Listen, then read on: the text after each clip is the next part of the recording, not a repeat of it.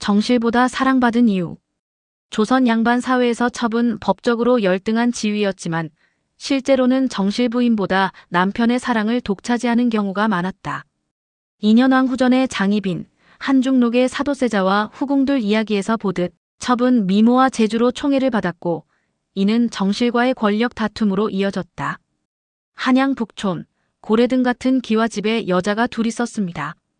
안채의 정실 부인은 모든 것을 가졌습니다.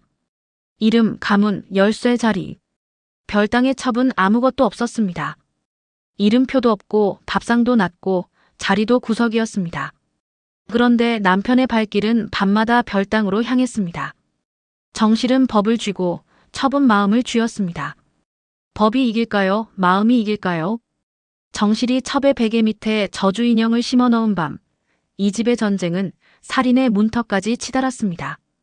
끝까지 들으시면 등골이 서늘해지다가 마지막 장면에서 가슴이 먹먹해지실 겁니다. 휘잉. 바람이 아닙니다. 한양 북촌의 겨울바람은 바람이 아니라 칼입니다. 기와 끝에 매달린 고드름을 때려 부수고 처마 밑에 참새를 얼려 죽이는 살아있는 것에 저기를 품은 칼입니다. 그 칼바람이 고래등 같은 기와 지붕을 휘감고 돕니다. 이대감댁입니다. 한양에서 손꼽히는 명문가. 대문의 기둥에 금빛 문장이 새겨져 있고 담장의 높이만으로 이 집의 권세를 가늠할 수 있습니다. 마당에 눈이 쌓여 있습니다. 소복이, 고르게, 발자국 하나 없이. 사람이 사는 집인데 발자국이 없다는 것은 두 가지 의미입니다. 아무도 걷지 않았거나 혹은 걷는 것이 허락되지 않았거나 안채의 방문은 닫혀 있습니다. 두꺼운 장지문이 밀착되어 틈새 하나 없고 그 뒤에서 빛이 새어나오지 않습니다. 방 안에 불이 켜져 있는지 꺼져 있는지, 사람이 앉아 있는지 누워 있는지, 살아 있는지 죽어 있는지 밖에서는 알 수 없습니다. 오직 냉기만이 문 틈새를 기어나와 처마 밑에 고드름과 악수하고 있습니다.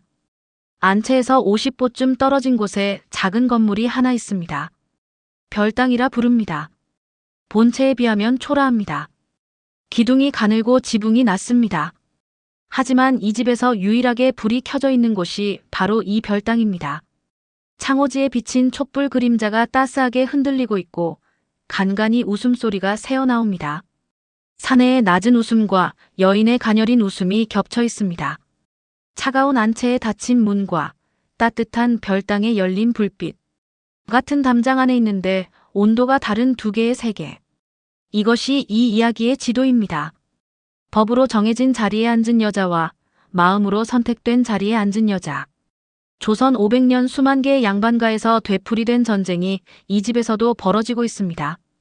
그 전쟁의 이름은 질투이고 무기는 사랑이며 전장은 사내의 마음입니다. 오늘 밤 이 집의 눈 위에 처음으로 발자국이 찍힐 것입니다. 피 묻은 발자국이. 이른 아침입니다. 해가 뜨기 전 아직 하늘이 먹물빛인 시각.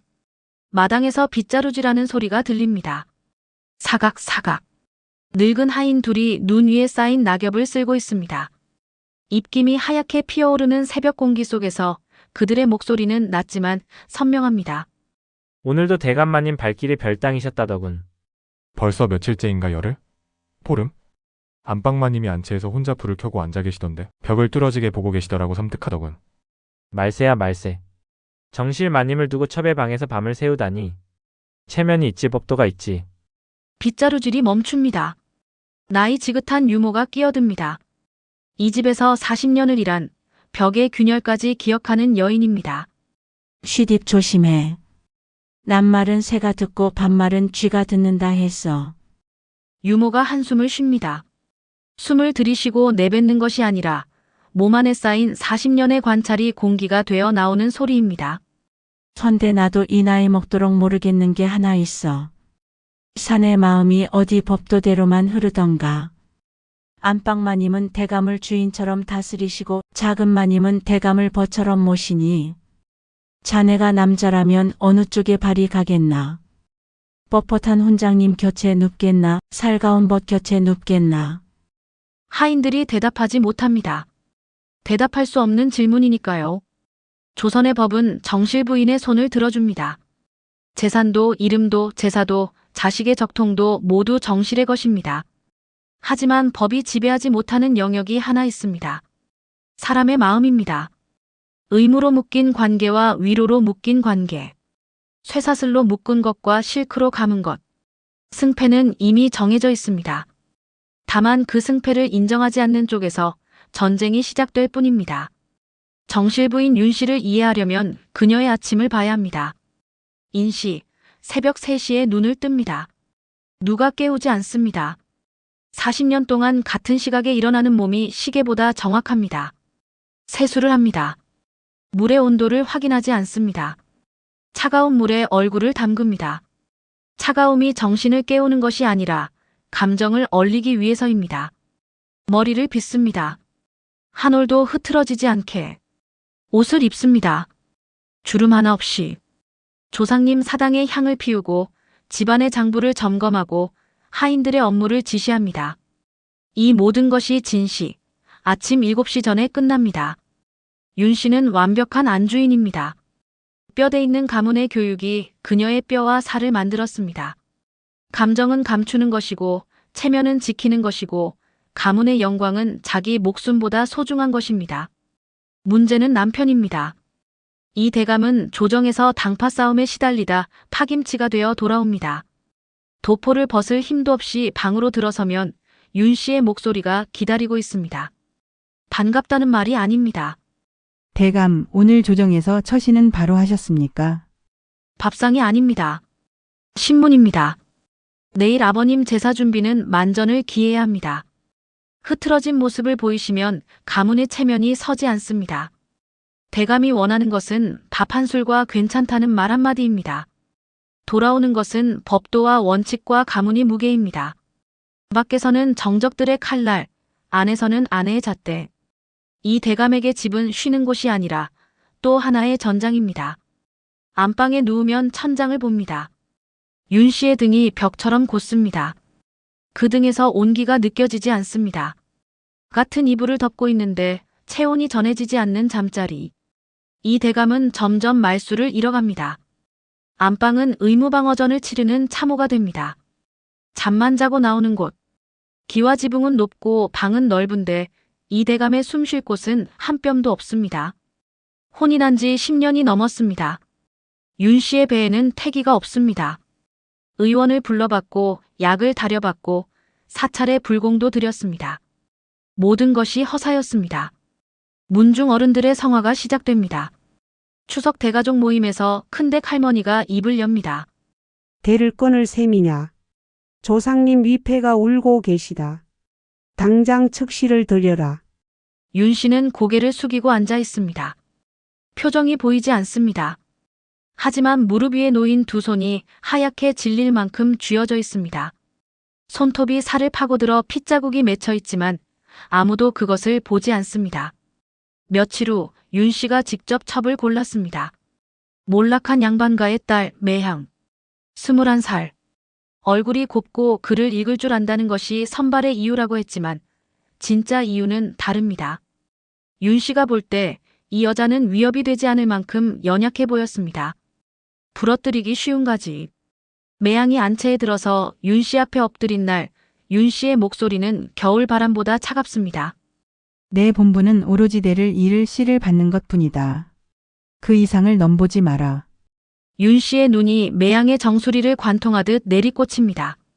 감히 대감의 마음을 어지럽히거나 안채의 법도를 넘보려 했다간 내 너를 살려두지 않을 것이다. 매향의 이마가 바닥에 닿아 있습니다. 보이지 않는 얼굴 뒤에서 매향의 눈이 움직입니다. 엎드린 자세에서 올려다본 윤 씨의 치맛자락이 미동도 없이 곧습니다. 하지만 매향은 봅니다. 윤 씨의 목소리에 서린 것이 위험만이 아니라는 것을. 그 차가움 아래에 지독한 외로움이, 그리고 외로움 아래에 공포가 숨어 있다는 것을. 자리를 빼앗길지도 모른다는 공포. 매향은 바닥에 엎드린 채 깨닫습니다. 자신은 시바지 도구로 들어온 것이고 이름만 부인일 뿐 하녀보다 못한 신세라는 것을. 그리고 동시에 이 집에서 진짜 무서운 것은 주인이 아니라 주인의 외로움이라는 것을. 첫날 밤입니다. 별당의 문이 열리고 이 대감이 들어옵니다. 촛불이 둘 사이를 비춥니다. 대감의 얼굴에 피곤이 내려앉아 있습니다. 조정에서의 긴 하루가 그의 어깨를 짓누르고 안채에서의 짧은 대면이 그의 가슴을 짓눌렀습니다. 그는 의무감에 지친 기색으로 옷고름에 손을 댑니다. 매양이라는 여자가 어떻게 생겼는지도 제대로 보지 않은 채 마음 없는 몸을 섞는 일이 그에게는 또 하나의 관할 업무일 뿐입니다. 매양의 손이 대감의 손 위에 올라갑니다. 가벼운 접촉입니다. 하지만 대감의 손이 멈춥니다. 나으리. 매양의 목소리가 낮고 조심스럽습니다. 많이 고단해 보이십니다. 대감이 올려다봅니다. 처음으로 이 여자의 얼굴을 봅니다. 어여쁩니다. 하지만 대감의 시선을 잡은 것은 얼굴이 아니라 눈입니다. 그 눈에 자신을 원하는 욕망이 없습니다. 대신 자신을 걱정하는 온기가 있습니다. 오늘은 그저 술이나 한 잔 받으시지요. 억지로 하지 않으셔도 됩니다. 대감의 손이 옷고름에서 떨어집니다. 이 여자가 거부한 것이 아닙니다. 허락한 것입니다. 억지로 하지 않아도 된다는 것을. 이 대감의 인생에서 누군가가 당신은 하지 않아도 된다고 말해준 것이 처음입니다. 조정에서는 해야 하고, 집에서는 해야 하고, 안방에서는 해야 합니다. 모든 것이 의무입니다. 그런데 이 여자가 말합니다. 안 해도 된다고. 매양이 상을 차려옵니다. 막걸리 한 사발과 두부 한 모. 대감의 입맛을 아직 모르니 가장 소박한 것을 가져온 것입니다. 대감은 막걸리를 받아듭니다. 한 모금. 목구멍을 타고 내려가는 술의 온기가 처음으로 위장이 아닌 가슴에 닿습니다. 제가 어찌 감히 대감의 품을 욕심내겠습니까? 그저 잠시 모든 짐을 내려놓고 편히 쉬실 수 있는 베개라도 되고 싶습니다. 매양이 자기 무릎을 가리킵니다. 눈을 좀 붙이시지요. 대감은 눕습니다. 여인의 무릎에 머리를 대는 순간 윤 씨와 보낸 10년 동안 단 한 번도 느끼지 못한 것이 몸 전체를 감쌉니다. 안도감입니다. 매양의 손가락이 대감의 머리카락 사이를 천천히 쓸어 넘깁니다. 대감의 눈이 감깁니다. 잠든 것이 아닙니다. 처음으로 깨어 있으면서도 편안한 것입니다. 그날 이후 별땅의 공기가 달라집니다. 촛불의 밝기가 아닙니다. 공기의 밀도가 달라진 것입니다. 이 대감은 매양의 방에서 갓을 벗습니다. 안채에서는 잠잘 때도 가끔만 풀었지 갓 자체를 벗은 적이 없습니다. 갓을 벗는다는 것은 지위를 벗는다는 뜻이고 지위를 벗는다는 것은 사람이 된다는 뜻입니다. 대감은 매양의 방에서 처음으로 사람이 됩니다. 대화가 시작됩니다. 매양은 아버지 어깨 너머로 학문을 배운 여인입니다. 몰락했으나 양반가의 딸. 경서를 읽을 줄 알고 역사를 논할 줄 알고 시를 읊을 줄 압니다. 대감이 조정의 골칫거리를 털어놓으면 매양이 차 한 잔을 건네며 묻습니다. 그 사안에서 나으리께서 진정 원하시는 것이 무엇이옵니까? 체면이옵니까? 결과이옵니까? 대감이 멈칫합니다. 조정 대신 30명 앞에서도 하지 못한 질문을 이 여인이 단칼에 던진 것입니다. 자네의 생각이 참으로 깊군. 대감이 무릎을 치며 웃습니다. 내 조정에서도 이런 말을 들어본 적이 없으오. 내 마음을 이리 잘 알아주는 이는 자네뿐이오. 윤 씨는 가문의 영광을 논했습니다. 매양은 대감의 건강을 물었습니다. 윤 씨는 체면을 강조했습니다. 매양은 마음을 어루만졌습니다. 윤 씨의 방에서 대감은 가문의 기둥이었습니다. 매양의 방에서 대감은 지친 사내였습니다. 기둥은 무너지면 안 되지만 사내는 쓰러져도 됩니다. 쓰러져도 된다는 안도감 속에서 오히려 일어설 힘이 생깁니다. 대감의 발길이 별땅에 머무는 시간이 하루, 이틀, 사흘씩 늘어갑니다. 안채의 방이 점점 식어갑니다. 사랑은 침대에서 시작되지 않았습니다. 대화에서 시작되었습니다. 대감이 가장 필요로 한 것은 여자의 몸이 아니라 자기 말을 들어주는 귀였고 매양은 그 귀가 되어 주었습니다. 대감의 발길이 별땅에 뿌리를 내릴수록 안채에서 자라는 것이 있습니다. 눈에 보이지 않지만 벽에 곰팡이가 번지듯 천천히 확실하게 질투입니다. 윤 씨의 질투는 소리를 내지 않습니다. 그것이 더 무섭습니다. 매일 아침 매양이 문안 인사를 옵니다. 안채 대청에 올라 윤 씨 앞에 엎드려 절을 합니다. 예법대로입니다. 윤 씨는 대답하지 않습니다. 매양이 이마를 바닥에 댄 채로 기다립니다. 일각이 지납니다. 이각이 지납니다. 무릎이 저리고 허리가 아파도 윤 씨가 일어나라 하기 전에는 움직일 수 없습니다. 일어나라. 삼각이 지나서야 떨어지는 한마디. 매양이 일어서면 윤 씨가 바느질감을 던져줍니다. 12폭 치마 5벌. 사람이 하루에 끝낼 수 있는 분량이 아닙니다. 내일 아침까지 마치거라. 솔기가 한 올이라도 비틀리면 다시 할 것이다. 하녀들이 보는 앞에서입니다. 매향의 체면을 짓밟는 것이 목적입니다. 근본 없는 것이 대감의 총에 좀 받는다고 기고만장하는 꼴이라니. 내 주제를 알아라. 매양은 눈물 한 방울 보이지 않습니다. 마님, 제가 부족한 탓입니다. 더 노력하겠습니다. 고개를 숙이고 바느질감을 안고 물러납니다. 이 장면이 반복됩니다. 매일매일. 그리고 이 장면들이 하인들의 입을 통해 대감의 귀에 들어갑니다. 대감의 마음이 기웁니다. 더 깊이, 더 확실하게, 매양 쪽으로. 부인은 어찌 그리 야박하시오. 저리 가녀린 사람을 그토록 들볶으시다니. 부인의 덕망이 고작 이 정도란 말이오? 안채에서 대감의 목소리가 터져 나옵니다. 윤 씨의 눈이 커집니다. 10년을 같이 살면서 대감이 자신에게 목소리를 높인 적이 없었습니다. 대감이 돌아선 등을 윤 씨는 응시합니다. 그 시선에 상처가 있고 상처 밑에 분노가 있고 분노 밑에 사리가 싹트고 있습니다. 보름달이 뜬 밤입니다. 윤 씨가 연회를 엽니다. 친정 식구, 가문의 지인, 이웃 양반가의 마님들을 불러 모읍니다. 표면적 이유는 보름맞이 잔치입니다. 진짜 이유는 매양의 격을 공개적으로 짓밟는 것입니다. 연회가 무르익을 즈음 윤 씨가 입을 엽니다. 우리 집에 재주 좋은 사람이 하나 있지요. 작은 것 나와서 손님들 흥을 돋우어 보아라. 매양을 부릅니다. 작은 것이라는 호칭은 첩을 기생 취급하는 것입니다. 좌중의 시선이 매양에게 쏠립니다. 비웃음이 섞인 눈, 동정하는 눈, 호기심 어린 눈. 매양이 대청으로 올라섭니다. 윤 씨는 기대합니다. 매양이 당황하여 쩔쩔매는 모습을, 혹은 천박하게 춤을 추어 격이 떨어지는 모습을. 매양은 대청 한쪽에 놓인 검은고 앞에 단정하게 앉습니다. 자세가 바릅니다. 등이 곱고 목이 길고 손가락이 현 위에 올라갑니다. 둥. 첫 번째 음이 울립니다. 방 안의 공기가 멈춥니다. 둥, 둥, 둥둥. 곡조가 흘러나오기 시작합니다. 천박한 유희의 가락이 아닙니다. 선비들이 달밤에 홀로 타는 영산회상의 선율입니다. 고고하고 깊고 애절합니다. 매양의 손끝이 현을 뜯을 때마다 좌중의 숨이 줄어듭니다. 눈을 감은 사람이 하나둘 생깁니다. 비웃음은 사라지고 경외가 그 자리를 채웁니다. 연주가 끝났습니다. 정막, 그리고 탄성. 좌중의 반응을 본 윤 씨의 얼굴이 돌처럼 굳습니다. 모욕이 되지 않았습니다. 모욕을 주려던 자리에서 오히려 매양의 격이 올라간 것입니다. 이 대감이 넋을 잃고 매양을 바라보고 있습니다. 윤 씨가 보고 있는데도 아랑곳하지 않습니다. 연회가 끝난 후 대감이 자리에서 일어납니다. 매양의 손을 잡습니다.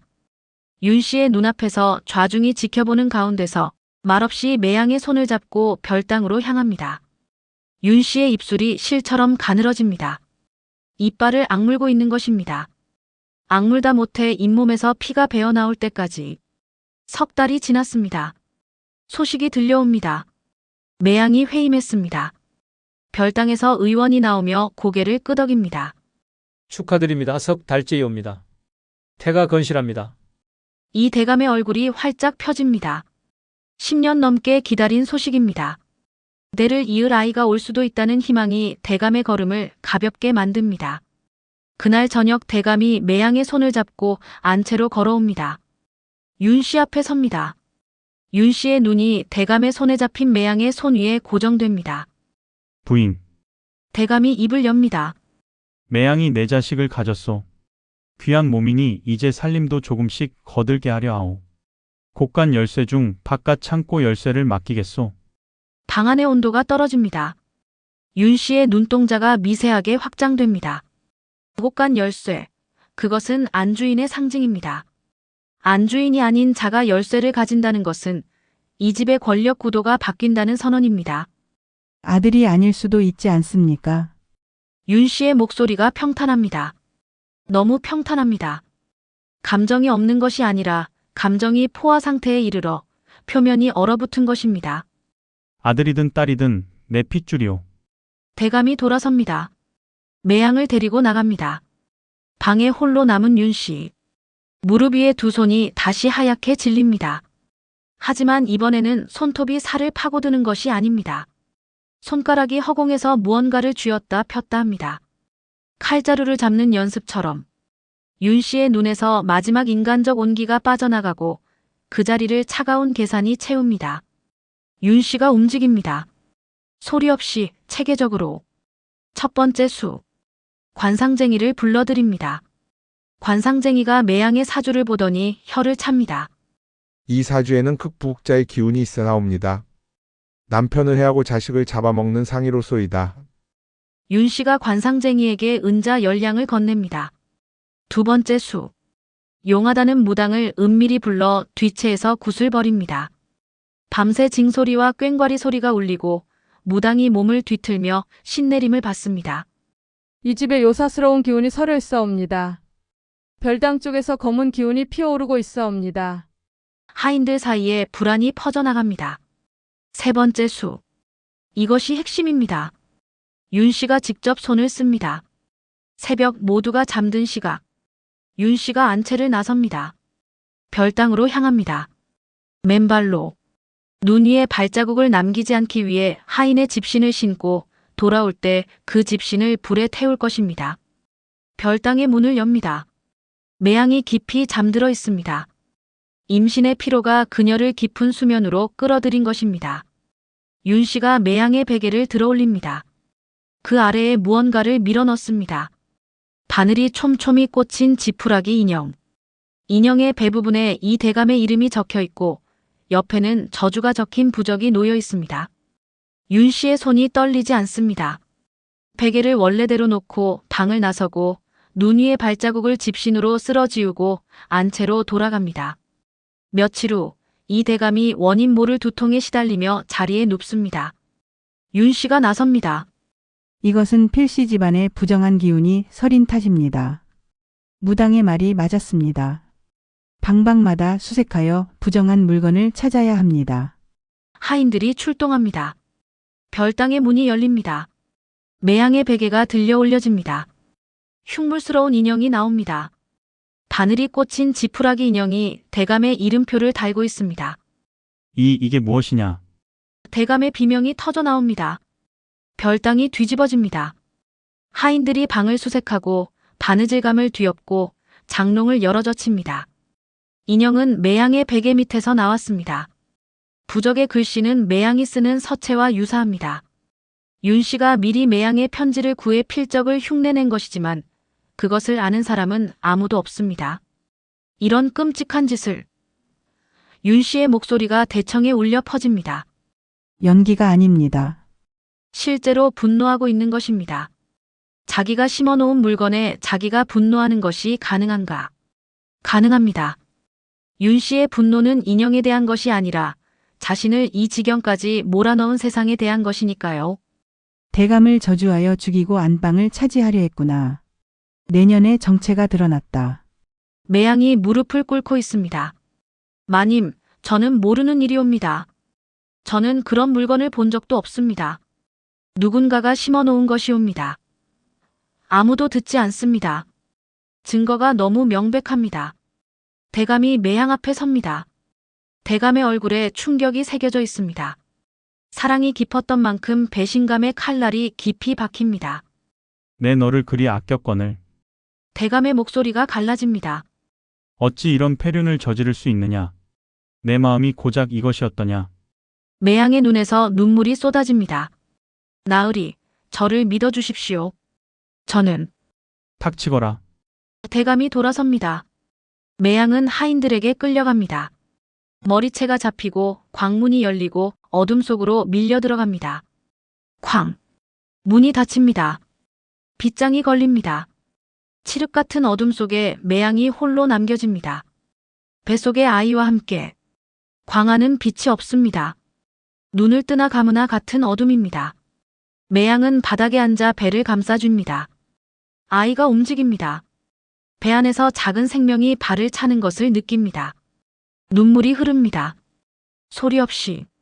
억울합니다. 하지만 억울함보다 더 큰 것이 있습니다. 이 자리에 앉아 있다는 사실 자체가 가르쳐주는 교훈. 매양은 깨닫습니다. 자신이 선을 넘었다는 것을. 대감의 마음을 얻은 것까지는 괜찮았습니다. 하지만 곳간 열쇠를 받으려 했을 때, 안채의 영역을 넘보려 했을 때, 윤 씨의 자리를 위협한 그 순간 자신은 사냥감에서 표적이 되었습니다. 힘으로 정씨를 이길 수 없습니다. 이 집의 법, 이 나라의 법, 이 세상의 법이 모두 윤 씨의 편입니다. 매양이 옷자락을 찢습니다. 손가락을 깨뭅니다. 이빨이 살을 뚫고 피가 맺힙니다. 하얀 천 위에 피를 묻혀 글씨를 씁니다. 어둠 속에서 더듬으며 대감에게 글씨를 배울 때 익힌 서체로. 결백을 주장하는 글이 아닙니다. 대감, 부디 옥체를 보존하시옵소서. 저의 천한 목숨보다 대감의 명예가 소중합니다. 제가 모든 죄를 짊어지고 떠나겠사오니 부디 가문을 평안케 하소서. 대감께서 평안하시다면 저는 죽어도 여한이 없습니다. 자기를 버린 사내에게 보내는 글입니다.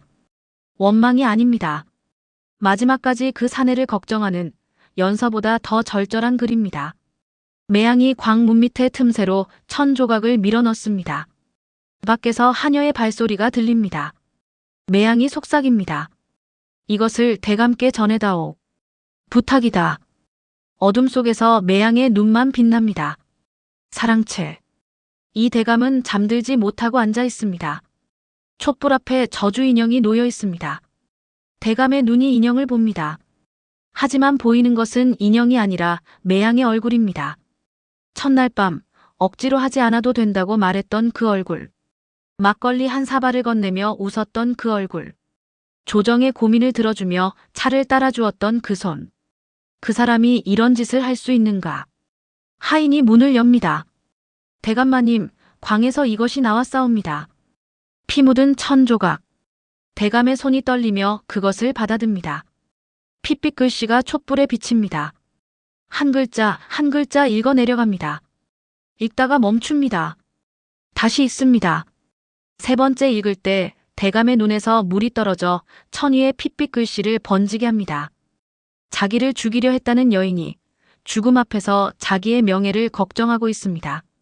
자기를 저주했다는 여인이 마지막 피 한 방울을 자기를 위한 글에 쏟고 있습니다.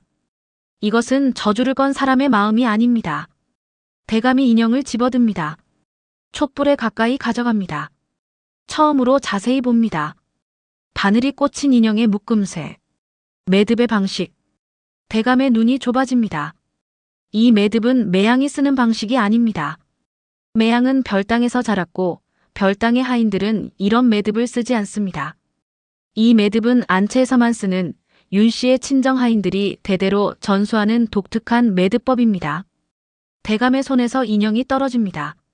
머릿속에 안개가 걷힙니다. 대감이 일어섭니다. 평생 우유부단하게 살았던 사내의 눈에 처음으로 맹수의 빛이 깃듭니다. 이 대감이 안채의 대청으로 사람을 모읍니다. 윤 씨, 가문의 어른들, 하인들, 모두가 앉은 자리에 대감이 매양을 부축하여 데리고 나옵니다. 매양의 얼굴은 광에서의 이틀 밤이 새겨져 있습니다. 수척하고 창백하고 하지만 눈은 살아있습니다. 윤 씨의 표정이 변합니다.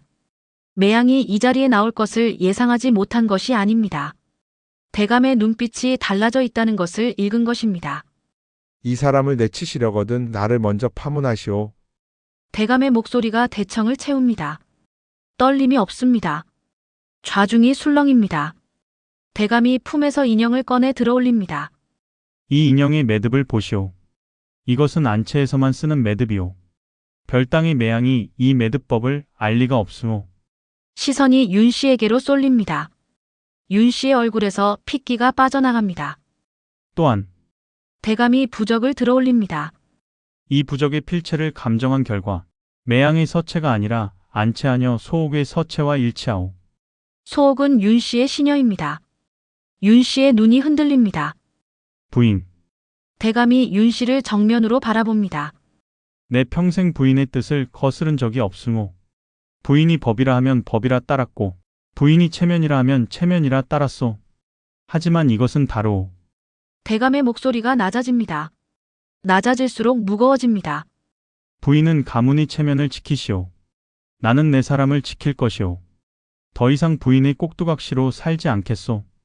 윤 씨가 입을 열려 합니다. 대감이 끊습니다. 실거지약을 들어 부인을 내치지 않겠소. 그것은 부인이 아니라 부인의 친정 가문을 망치는 일이니까. 윤 씨의 눈에 한 줄기 안도가 스칩니다. 하지만 대감의 다음 말이 그 안도를 산산조각 냅니다. 오늘부로 나는 이 집을 나가 별택에서 지내겠소. 매양과 함께. 방 안의 공기가 얼어붙습니다. 부인은 이 집의 안주인으로 남으시오. 평생 이 넓은 안채에서 대감마님 소리를 들으며 법도를 지키며 체면을 세우며 사시오. 대감이 일어섭니다.